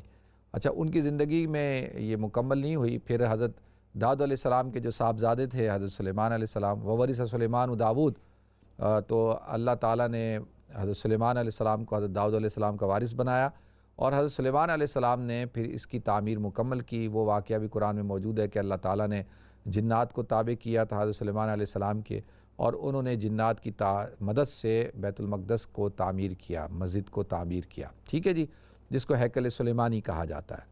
تو یہ تو اس کا پس منظر ہو گیا۔ باقی دوسری بات جو آپ نے پوچھی، سوال یہ پوچھا کہ بھئی حضرت جو موسیٰ علیہ السلام ہیں وہ جب نکلے ہیں، یعنی آپ کا سوال تھا نا کہ وہ حضرت یوسف علیہ السلام کے زمانے کا جو فرعون ہے اور حضرت موسیٰ علیہ السلام نے جس کو شکست دی، وہ فرعون دونوں کیا ایک ہی تھے؟ اچھا، پہلے تو اس بات کو آپ ذہن میں بٹھائیں کہ جو بھی مصر کا حاکم ہوتا تھا، جیسے فارس کا جو ہوتا تھا اس کو کسریٰ کہا جاتا تھا، اور جو روم کا جو حاکم ہوتا تھا اس کو قیصر کہا جاتا تھا، اور جو حبشہ کا حاکم ہوتا تھا اس پورے علاقے کا اس کو نجاشی کہا جاتا تھا۔ اسی طریقے سے جو ایجپٹ کا جو حاکم ہوتا تھا اس کو فرعون کہا جاتا تھا، یعنی فراعین مصر، اور ہر دور کے مختلف فرعون ہوتے تھے۔ تو جو بڑا یعنی اور ہر فرعون نے خدائی دعویٰ نہیں کیا تھا، جو خدائی دعویٰ کیا وہ حضرت موسیٰ علیہ السلام کے زمانے کا جو ہے فرعون اس نے کیا تھا، ٹھیک ہے جی۔ تو لہذا پھر یہ جو حضرت یوسف علیہ السلام کے زمانے میں جو فرعون تھا وہ فرعون نہیں تھا جو حضرت موسیٰ علیہ السلام کے زمانے میں تھا۔ اور حضرت یوسف علیہ السلام تو پیدا تو وہیں ہوئے بیت المقدس میں، اور لیکن یہ ایجپٹ کیسے پہنچے ہیں؟ یہ حضرت ابراہیم علیہ السلام کے جو صاحبزادے ہیں حضرت اسحاق علیہ السلام، اور حضرت اسحاق علیہ السلام کے صاحبزادے ہیں حضرت یعقوب علیہ السلام، اور حضرت یعقوب علیہ السلام کے 12 بیٹے تھے، ان میں سے 2 بیٹے جو ہے بنیامین اور حضرت یوسف علیہ السلام، یہ ایک ماں سے تھے اور 10 دوسری ماں سے تھے، تو یعنی آپس میں یہ ستیلے تھے۔ تو قرآن میں اللہ تعالیٰ نے سورہ یوسف میں پورا واقعہ بیان کیا ہے کہ انہوں نے باپ کی محبت پانے کے لیے جیلسی کے اندر حضرت یوسف علیہ السلام کو جب یہ چھوٹے تھے تو ایک غیابت الجب، ایک کس کے اندر، کنویں کے اندر ان کو پھینک دیا تھا، اور وہاں سے ایک قافلہ گزر رہا تھا، وہ قافلہ ان کو اٹھا کر لے آیا اور لا کر ایجپٹ کے مصر کے بازار کے اندر جو ہے وہ بیچ دیا، اور وہاں پہ جو عزیز مصر تھا اس نے خریدا، اور اس طریقے سے حضرت یوسف علیہ السلام عزیز مصر، جو آپ سمجھ لیں کہ وزیر اعظم یا فائنانس منسٹر تھا، وزیر خزانہ، اس کے گھر میں پہنچ گئے، اور وہاں پہ پھر آپ کی پرورش ہوئی، اور زلیخا جو ہے وہ اس کی بیوی تھی، وہ پورا واقعہ قرآن کے اندر موجود ہے۔ تو لہذا اس طرح سے حضرت یوسف علیہ السلام جو ہے وہ ایجپٹ پہنچے، اور حضرت یوسف علیہ السلام کا جو ہے وہ انتقال جو ہے وہ ایجپٹ میں ہوا۔ اور جب حضرت موسیٰ علیہ السلام کو اللہ تعالیٰ نے حکم دیا کہ اب آپ نکلیں، تو حضرت موسیٰ علیہ السلام جب اپنے جو ٹرائب کو، بنی اسرائیل کو لے کے نکلے ہیں، اور اس وقت حضرت یوسف علیہ السلام کی جو باڈی تھی اس کو بھی ساتھ لے کر گئے ہیں، اور لے جا کر اس کی تدفین کروائی ہے یہ جو الخلیل ہبرون کے اندر جو مسجد ابراہیمی ہے اس کے اندر۔ جب ہم جاتے ہیں اس مسجد کے اندر، الحمدللہ وہ حصہ تو ابھی جوئش کے کنٹرول میں ہے، لیکن الحمدللہ اللہ نے مجھے سعادت دی کہ میں اور میرے ساتھ کئی لوگوں نے بھی حضرت یوسف علیہ السلام کے مزار کی زیارت کی ہے، اور یوٹیوب پہ بھی وہ ویڈیو بھی موجود ہے۔ تو اس طریقے سے حضرت ابراہیم علیہ السلام، کیونکہ حضرت یوسف علیہ السلام کی خواہش تھی کہ میری جو تدفین ہے وہ میرے والد، میرے دادا اور میرے پردادا کے ساتھ ہو، تو حضرت ابراہیم علیہ السلام، حضرت اسحاق علیہ السلام، حضرت یعقوب علیہ السلام اور حضرت یوسف علیہ السلام، یہ حضرات وہاں پہ ان کی تدفین ہوئی ہوئی ہے۔ تو لہذا ناظرین یہ پس منظر تھا، تھوڑا سا میں نے بیان کر دیا آپ کے سامنے۔ دوسرا اس حوالے سے کہ جی وہ صحت کے حوالے سے کہا گیا کہ دعا کریں اللہ تعالیٰ صحت کاملہ عطا فرمائے، اور اسی طریقے سے جو ہے وہ پوچھا گیا ہے کہ بھئی اپنا وہ کون سی 6 آیات ہیں جن کا تذکرہ میں نے کیا تھا. اچھا دیکھیں، یہ آیات سکینہ ہیں. آیات سکینہ یعنی سکینہ ایک منزل ہے، ایک مقام ہے جو اللہ تعالیٰ اپنے خاص بندوں کو عطا کرتا ہے. اور یہ مقام کیا ہے کہ جب آپ حالت خوف کے اندر ہوتے ہیں، جب آپ پریشانی میں ہوتے ہیں، جب آپ بے چینی میں ہوتے ہیں، ڈپریشن میں ہوتے ہیں، اس وقت میں یہ اللہ تعالیٰ کی طرف سے یہ کیفیت کا نزول ہوتا ہے لوگوں کے دلوں پہ. تو اللہ تعالیٰ وہ خوف کو، اس ڈپریشن کو، اس اضطراب کو، بے چینی کو ختم کر دیتے ہیں. انسان کو جو ہے اطمینان حاصل ہو جاتا ہے، جیسے کہتے ہیں نا سکینہ، سکون حاصل ہو جاتا ہے. تو سب سے پہلی آیت ہے سورہ بقرہ کی آیت نمبر 48 248. وقال لهم نبیہم ان آیت ملکی ان یأتیکم التابوت فیہ سکینۃ من ربکم وبقیۃ مما ترک آل موسیٰ وآل ہارون. کہ جس طریقے سے جب بنی اسرائیل ہوتے تھے خوف زدہ تو اپنے ساتھ وہ تابوت سکینہ لے کے چلتے تھے، اور اس کی وجہ سے اللہ تعالیٰ ان کو فتح دیتا تھا، کامیابی عطا کرتا تھا، تو ان کا جو خوف ہوتا تھا وہ ختم ہو جاتا تھا. اسی طریقے سے دوسری آیت سورہ توبہ کی آیت نمبر 26 ثم انزل اللہ سکینۃ علی رسولہ والمؤمنین. تو اس آیت کو پڑھیں. یہ جب غزوہ حنین کے موقع کے اوپر جب پریشانی ہوئی مسلمانوں کو، اول درجے کے اندر جب شکست ہوئی، تو وہ یوم حنین اذ اعجبتکم کثرتکم فلم تغن عنکم شیئا وضاقت علیکم الارض بما رحبت ثم ولیتم مدبرین ثم انزل اللہ سکینۃ علی رسولہ والمؤمنین. تو یہ جو آیت ہے آیت نمبر 26 سورہ توبہ کی، تو اس کا مطالعہ کریں، اس کو پڑھیں ایک دفعہ. پھر سورہ توبہ کی آیت نمبر 40 ہے الا تنصروا فقد نصرہ اللہ اذ اخرجہ الذین کفروا ثانی اثنین اذ ہما فی الغار اذ یقول لصاحبہ لا تحزن ان اللہ معنا فانزل اللہ سکینۃ علیہ. تو یہاں پر یہ جو حضرت ابوبکر صدیق رضی اللہ تعالیٰ عنہ کو خوف کی کیفیت طاری ہوئی کہ جب دشمن غار ثور کے دہانے پہ پہنچ گیا، تو اس موقع پر یہ آیتیں نازل ہوئیں، تو اللہ تعالیٰ نے ان کی اس خوف کی کیفیت کو ختم کر دیا. تو یہ سورہ توبہ کی ہو گئی. پھر آ جاتے ہیں سورہ فتح کی، جو ہے 3 آیتیں ہیں. سورہ فتح کی پہلی جو آیت ہے کہ هو الذی انزل السکینۃ فی قلوب المؤمنین، یعنی پہلی آیت سے مراد آیت نمبر 4. سورہ فتح میں 3 آیتیں ہیں. پہلی جو آیت یعنی آیت نمبر 4 هو الذی انزل السکینۃ فی قلوب المؤمنین لیزدادوا ایمانا مع ایمانہم. تو یہ آیت کس موقع پہ نازل ہوئی ہے؟ اب یہ 3 آیتیں ہیں، اور ان تینوں کا پس منظر جو ہے وہ صلح حدیبیہ کا موقع ہے. تو آیت نمبر 4 بھی ہو گئی، اور اسی طریقے سے آیت نمبر 18 لقد رضی اللہ عن المؤمنین اذ یبایعونک تحت الشجرہ فعلم ما فی قلوبہم فانزل السکینۃ علیہم. تو یہ جب حضرت عثمان علیہ السلام، حضرت عثمان رضی اللہ تعالیٰ عنہ کی وفات کی خبر پھیل گئی، افواہ پھیلی، تو اللہ تعالیٰ نے جب حضور اکرم صلی اللہ علیہ وسلم کو حکم دیا کہ آپ ان سے بیعت لیں حضرت عثمان کا بدلہ لینے پر، تو یہ آیتیں اس وقت میں نازل ہوئیں کہ کیونکہ اس وقت میں ایک غصہ تھا اور جوش تھا اور دم تھا کہ بھئی ہم نے بدلہ لینا ہے. تو اس موقع پہ یہ آیتیں نازل ہوئیں، اللہ نے آیت سکینہ نازل فرمائی. اور اسی طریقے سے پھر آخری جو سورہ فتح کی آیت نمبر 26 ہے کہ سورہ فتح آیت نمبر 26 اس کو اجار الذین کفروا فی قلوبہم الحمیۃ حمیۃ الجاہلیہ فانزل اللہ سکینتہ.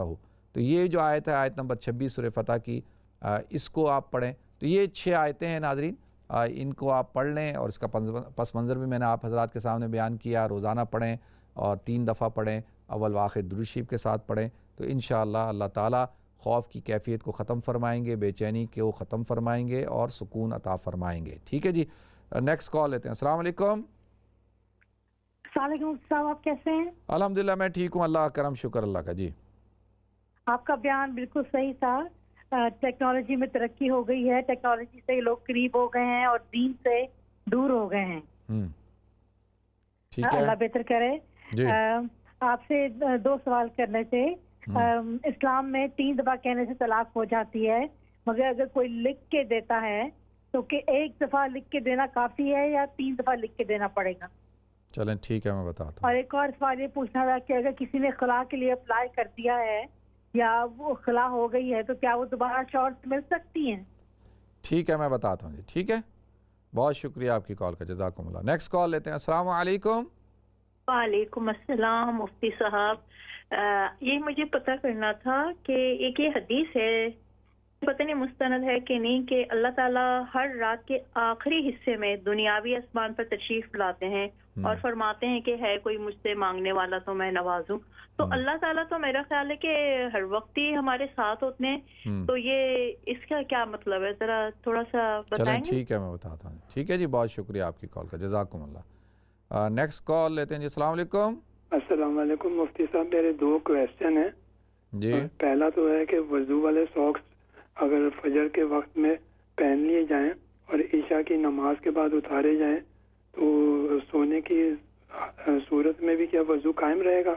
नहीं, जब आप उसको उतार देते हैं तो फिर तो वो ईशा के हाँ, तो बस वो आम दिनों में 5 नमाजों तक हो सकता है ना, वो तो अभी तो 4 नमाजें हुई, या फजर में पहन लिए, फजर, जोहर और असर, मगरिब, इशा। तो अब जो है वो दूसरे दिन की फजर तक, यानी फजर की नमाज से पहले तक अगर आपने पहनी है तो उससे आप मसा कर सकते हैं। अगर आपने उसको उतार दिया है ना तो फिर वो ख़त्म हो गया, फिर आपको वुज़ू करना ही पड़ेगा। ठीक है। दूसरा सवाल है जी, अगर शरई उज़र की वजह से कुर्सी पे बैठ के नमाज पढ़ते हैं तो क्या वो शख्स जमात की इमामत करा सकता है? माजूर आदमी जो है ना वो यानी उन लोगों की जमात नहीं करवा सकता कि जो माजूर ना हो। ठीक है। अच्छा।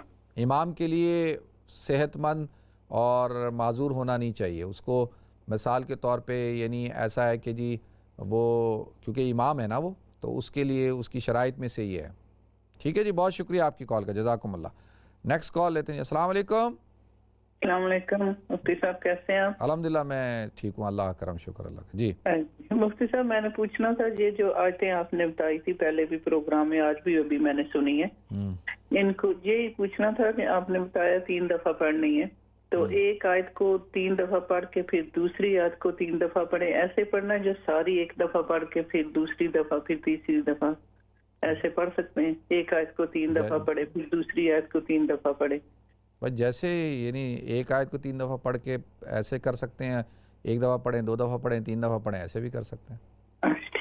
ठीक है। और तर्जुमा ज़रूर पढ़ें, उसका मफ़हूम आपके जहन में होना चाहिए। ठीक है, बहुत शुक्रिया आपकी कॉल का। जैसे जो मैंने बताया है ना, वो मफ़हूम ज़रूर जहन में होना चाहिए। नेक्स्ट कॉल लेते हैं जी। अस्सलाम वालेकुम। वालेकुम अस्सलाम, मुफ्ती साहब आंटी बात कर रही हूँ। कैसे हैं आप? ठीक हैं, खैरियत से? अल्लाह का शुक्र है, बहुत ठीक हूँ अल्हम्दुलिल्लाह, दुआ है आपकी। मुफ्ती साहब एक सवाल पूछना था आपसे जी, दुआ के हवाले से। बचपन से ही वही आदत पड़ी है सालों साल से, जब हम दुआ मांगते हैं हम ये कहते हैं अल्लाह तमाम मुसलमान जो भी बीमार है शिफा दे, तमाम बेरोजगारों को रोजगार दे, तमाम जो शायद तो इन तमाम मुसलमानों के लिए इंसान भी कहना चाहिए, ये ठीक है? नहीं, सबके लिए दुआ तो आप सबके लिए कर सकते हैं, कर सकते हैं ना? बिल्कुल बिल्कुल। जैसे मुझे ख्याल आता है भाई मेरा ऑपरेशन किया, वो तो भाई एक डॉक्टर गोरा था, एक डॉक्टर जो चाइनीज था, तो भाई देखे ना वो भी तो इंसान है ना सब। बिल्कुल, आप उनके लिए दुआ करें, अल्लाह उनको हिदायत अता फरमाए। कह सकते हैं ना, इंसानों का भी नाम ले सकते हैं ना, तो इसमें कोई बुराई तो नहीं है ना? अल्लाह उनको हिदायत अता फरमाए, अल्लाह ताला उनको इस्लाम की दौलत से नवाजे, अल्लाह ताला उनकी जो मुश्किलात हैं उनको हल करे। बिल्कुल दुआ कर सकते हैं, दुआ तो आप किसी को भी दे सकते हैं जी। ठीक है। और सबसे बड़ी तो नेमत हिदायत है, तो सबसे बड़ी तो दुआ दिए गैर मुस्लिम को जो देनी है वो तो हिदायत की देनी है ना, सबसे बड़ी नेमत तो वो है। ठीक है जी। अच्छा जी, तो दूसरा मेरी बहन ने ये सवाल पूछा था कि भाई हुजूर अल्लाह रब्बुल इज़्ज़त जब रात का आखिरी हिस्सा होता है तो अल्लाह ताला आसमान दुनिया पे नुज़ूल फरमाते हैं अपनी शान के मुताबिक। देखें, ये बात आप जहन में बिठाएं कि अल्लाह ताला तो हर जगह है, हर वक्त है, हर आन हर घड़ी हर एक के साथ है। वो माकुम ऐनमा कुंतुम, तो तुम जहाँ कहीं होते हो वो अल्लाह तुम्हारे साथ होता है। ठीक है जी, वो तो हर जगह है। देखें, पहली बात समझ लें, कुछ औकात अल्लाह ताला ने ऐसे रखे हैं जिन औकात के अंदर बरकत होती है, वो मुबारक औकात हैं, फजीलत वाले औकात हैं। अब उन औकात के अंदर सबसे ज़्यादा जो फजीलत वाला वक्त होता है वो तहज्जुद का वक्त होता है, तहज्जुद का वक्त। अच्छा, अब तहज्जुद का वक्त तो जुमे की रात हो, आदमी बैतुल्लाह में हो, मस्जिद नबी में हो, मस्जिद अक्सा में हो, तो अब कितनी सआदतें जमा हो गई।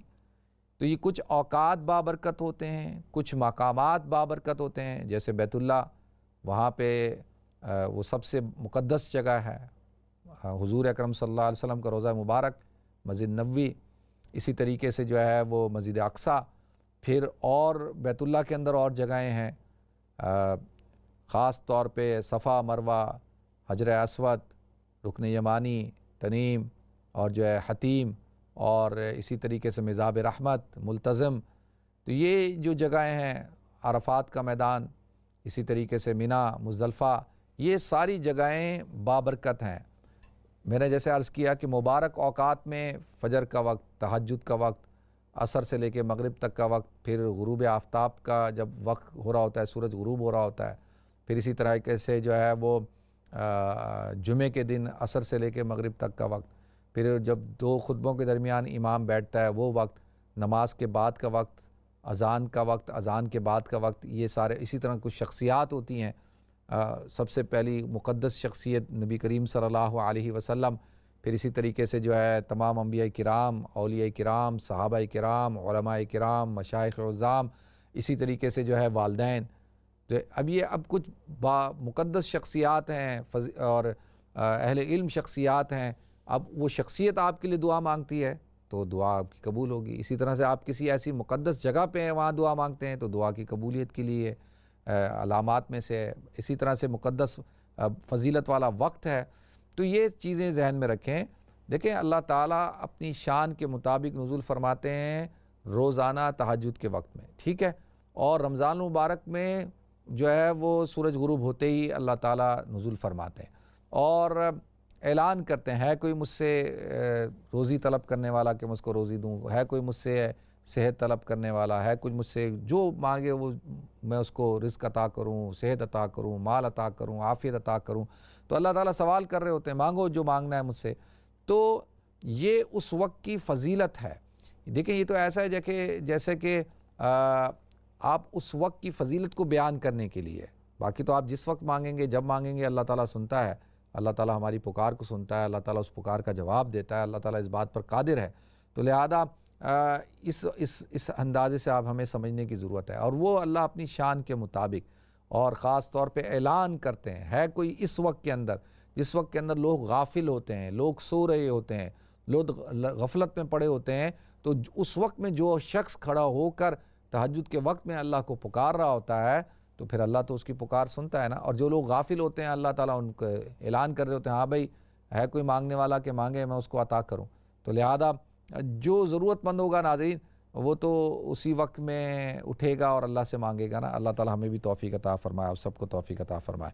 अच्छा जी, दूसरा जो है वो उसकी वजह से पूछा था कि तलाक़ का मसला था कि क्या एक दफ़ा तलाक़ लिख के दे दें से तो तलाक़ हो जाती है? बिल्कुल हो जाती है। और एक तलाक़ होती है, ठीक है जी। अगर एक दफ़ा लिखी है कि मैं तलाक़ देता हूँ तो उससे एक तलाक़ होगी, और अगर 3 दफ़ा लिखता है तो फिर 3 दफ़ा हो जाएगी, ठीक है। और इसी तरह जब खुला ले लिया तो खुला लेने से तलाक़ बाइन हो जाती है। औरत की तरफ से खुला का तकादा होता है, तो औरत ने जब खुला ले लिया तो अब तलाक़ बाइन हो गई। औरत ने 3 महीने की इद्दत गुजारी और वो अब ख़त्म, अब उनका मियाँ बीवी का ताल्लुक़ ख़त्म हो गया, ठीक है। और अब वो अच्छा खुला में और तलाक़ रजी में, तलाक़ बाइन में, ये जो खुला होती है तलाक़ बाइन होती है, इसमें फ़ौरन खुला डिक्लेयर होता है। तो अब जो है वो इनका ताल्लुक़ ख़त्म हो गया, अब शौहर रुजू नहीं कर सकता। हाँ, औरत को इद्दत गुजारनी होगी 3 महीने की, और 3 महीने बाद वो औरत दूसरा निकाह करना चाहे तो वो निकाह कर सकती है। और ये इद्दत किस वजह, इसका कॉन्सेप्ट क्या है कि ताकि रहम साफ़ हो जाए, ताकि जो नस्ल है वो महफूज हो, और जो ताकि जब दूसरा निकाह करे तो उस दूसरे निकाह के अंदर और पहले शौहर के जो नसब में कोई खलत मलत ना हो, ताकि वो क्लियर हो जाए, उसका रहम 3 रिसाइकल हो जाए, रहम क्लियर हो जाए और फिर वो निकाह करे। तो इसलिए इस इद्दत को जो है वो मुकर्रर किया गया। अब अगर ये दोनों यानी साबका शौहर और ये बीवी दोबारा से मिलना चाहते हैं तो अब ये गैर महरम है, आपस में मिल तो नहीं सकते ना, गैर महरम है। इनके कोई अगर इश्यूज़ हैं तो वो उन इश्यूज़ को डिस्कस कर सकते हैं। कोई मामलात होते हैं ना, और बच्चे हैं, बच्चों के इश्यूज़ हैं, या जायदाद है, या कोई और इश्यूज़ हैं, उनको डिस्कस कर सकते हैं उसके लिए। लेकिन एज अ मियाँ बीवी दोनों का ताल्लुक़ ख़त्म हो गया। अब ये दोनों अगर शादी करना चाहते हैं तो दोबारा से निकाह कर सकते हैं, यानी निकाह करना चाहें तो बिल्कुल कर सकते हैं, क्योंकि 2 तलाक़ों का हक़ अभी भी शौहर के पास मौजूद है। खुला से 1 तलाक़ होती है। तो अब وہ نکاح ویسے ہی ہوگا جیسے عام نکاح ہوتے ہیں. اگر اس عورت کی خواہش ہے، چاہت ہے، پسند ہے تو ٹھیک ہے کرے، نیا مہر رکھے گی اور نئی شرائط نئے مہر کے ساتھ کر سکتی ہے اگر کرنا چاہے. اگر نہیں کرنا چاہے تو اس کو کوئی فورس نہیں کر سکتا. ٹھیک ہے جی، کسی اور سے بھی کر سکتی ہے. تو یہ خلا کے حوالے سے میں نے آپ حضرات کے سامنے جو ہے وہ بیان کر دیا. کال ہے تو کال لے لیں. اچھا، تو پروگرام بھی بالکل اپنے اختتام پہ ہے، 3 منٹ رہ گئے ہیں. تو اچھا، ایک چیز جو میں نے عرض کرنی تھی یہ طلاق کے حوالے سے اور خلا کے حوالے سے. دیکھیں، پہلی بات تو یہ ذہن میں بٹھائیں کہ طلاق جو ہے وہ اللہ تعالیٰ کو انتہائی درجے ناپسند ہے. یہ صرف اللہ تعالیٰ نے اس لیے مشروع کی ہے تاکہ ایک راستہ ہو ایک رشتے کو ختم کرنے کا. مثال کے طور پہ اگر طلاق نہیں ہوتی تو پھر تو ایک لڑکا اور لڑکی شادی کر کے پھنس جاتے. کہیں پہ لڑکے کے اوپر ظلم ہو رہا ہوتا تو وہ پھنس جاتا، کہیں پہ لڑکی پہ ظلم ہو رہا ہوتا تو وہ پھر اسلام جو ہے وہ نکاح کے رشتے کو زور اور زبردستی سے، جبر کے ذریعے سے قائم نہیں رکھنا چاہتا. اسلام یہ چاہتا ہے کہ کیونکہ یہ خالصتاً ایک محبت کا رشتہ ہے اور ایک ایسا احترام کا رشتہ ہے کہ اس کے ذریعے سے اللہ تعالیٰ انسان کو اولاد دیتا ہے اور یہ 2 افراد کا آپس میں باہمی محبت کا رشتہ ہے. تو یہ جو محبت کا رشتہ ہوتا ہے یہ اس میں جبر نہیں ہوتا، اس میں زبردستی نہیں ہے، اس میں کوئی زور زبردستی کر کے کہ بھئی زبردستی شادی کرو، زبردستی رہو، اور تو ایسا نہیں ہے. تو اب اگر طلاق کو مشروع نہیں کیا جاتا، طلاق کا سلسلہ نہیں ہوتا تو پھر کہیں ظلم ہو رہا ہوتا، کوئی عورت بیچاری پھنس جاتی، کہیں مرد پھنس جاتا، تو پھر کیا کرتے؟ تو اس لیے اس کو طلاق کو رکھا تاکہ جو ہے خدا نخواستہ اگر اس معاملے کو ختم کرنا ہے، جس طریقے سے نکاح کے ذریعے سے یہ معاملہ، یہ عقد قائم ہوتا ہے، نکاح ہوتا ہے، نکاح منعقد ہوتا ہے، ایک غیر محرم مرد اور عورت دونوں میاں بیوی بن جاتے ہیں، تو اس کا طریقہ کار نکاح ہے. تو اس کو ختم کرنا ہے تو اس کا طریقہ کار جو ہے وہ طلاق ہے. تو طلاق کے ذریعے سے یا خلا کے ذریعے سے اس کو ختم کیا جا سکتا ہے. تو اس لیے اس کو مشروع کیا گیا. لیکن یہ ناپسند کیوں ہے؟ اس لیے ناپسند ہے کہ دیکھیں اس سے 2 خاندان برباد ہو جاتے ہیں اور بچے جو ہیں وہ رل جاتے ہیں اور بچے جو ہے تقسیم ہو جاتے ہیں، وہ بچے ڈسٹرب ہو جاتے ہیں، وہ دونوں فرد جو ہیں لڑکا لڑکی یعنی میاں بیوی وہ پریشان ہو جاتے ہیں، ان کے لیے بڑے مسائل کھڑے ہو جاتے ہیں. تو اس لیے اس کو ناپسند کیا گیا. اس لیے کہا گیا کہ بھئی ایک دوسرے کا احترام کرو، ایک دوسرے کی رسپیکٹ کرو، ایک دوسرے کے حقوق کو ادا کرو تاکہ یہ رشتہ حسن خوبی کے ساتھ اختتام تک پہنچے اور اپنی ذمہ داریوں کو پورا کرتے ہوئے آپ اللہ کے حوالے ہو جائیں. تو لہذا اس لیے اللہ تعالیٰ نے نکاح کو بھی رکھا اور نکاح کے لیے پھر شرائط بھی رکھی ہیں، اسی طرح طلاق کی بھی رکھی ہیں. لہذا اللہ تعالیٰ مجھے آپ کو ہم سب کو سمجھنے کی توفیق عطا فرمائے. ناظرین، پروگرام کا وقت بالکل اپنے اختتام کو پہنچ چکا ہے. انشاءاللہ آپ حضرات سے کل ملاقات ہوگی. اپنا خیال رکھیے گا، اپنی دعاؤں مجھے یاد رکھیے گا. السلام علیکم ورحمۃ اللہ وبرکاتہ.